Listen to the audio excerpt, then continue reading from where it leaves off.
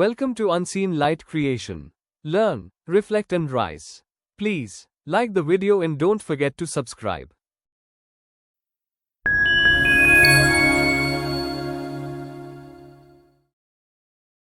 আমাদের আজকের গল্প।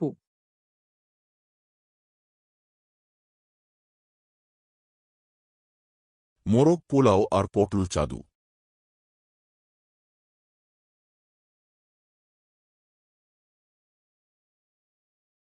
রচনা ও পরিচালনায় সাব্বির হোসেন নাফিস। পরিবারের এক শান্ত ছেলে পটল। সে সারা রাত জেগে পড়াশোনা করে আর ঠিক ভোর হলে ঘুমায়, কিন্তু তার ঘুম ঠিক মতো হয় না। কারণ যখন তার ঘুম ধরে তখন এই পাড়ার মোড়ক এসে তার কানের কাছে চিৎকার করে ডাকতে থাকে, কুকুরুকু কুকুরুকু কুকুরুকু কুকুরু। পটলের আবার এটা অসহ্য লাগে। পটল চাইলেও মোরগটিকে শায়েস্তা করবে। সে ধূপ করে বিছানা থেকে নেমে মোরগটির কাছে গিয়ে বেশ কয়েকবার শাসালো, ঢিল ছুড়ল, কিন্তু কোথায় কিসের কাজ। মোরগটি দৌড়ে পালালো। তখন এরপরে একদিন ঘুমোতে গিয়ে মোরগটি এসে যেই না ডাকবে, তখন পটল ধূপ করে নেমে মোরগটিকে ধরে বলল,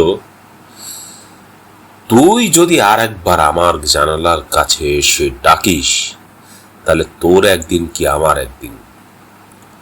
তোর অবস্থা আমি খারাপ করেই ছাড়ব। এই এলাকায় তো থাকতে দিবই না, বরঞ্চ এমন হাল করব যে পরদিন থেকে আর তুই কেন, তোর পুরো গ্যাং আর সঙ্গী আমার কাছে আসতে ভয় পাবে। মোরগটি পাত্তাই দিল না। মোরগ নিজের মতো করে এই পাড়া থেকে ও পাড়া তার সঙ্গী সাথী নিয়ে বরঞ্চ পটলের হাসি ঠাট্টা করতে লাগলো। পটলকে কোনো দামই দিল না। বেশ কদিন পরে পটল আবার যখন ঠিক পড়াশোনা করে ঘুমোচ্ছিল, ঠিক তখনই মোরগটি জানালার কাছে এসে কুকুরুকু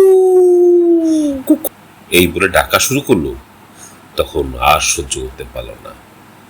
পটল ছট করে বিছানা থেকে নেমে তার মোবাইল ফোনটি নিয়ে মোরগটিকে ধরে বলল, এটা দেখ, তোর অবস্থা এই মুরগি বিরিয়ানির মতো করবো, মানে বুঝছিস তো, তোকে ধরে কেটে জবাই করে মুরগির মতো ভেজে ফ্রাই প্যানে খাবো, অথবা আজ থেকে সাবধান হয়ে যায়।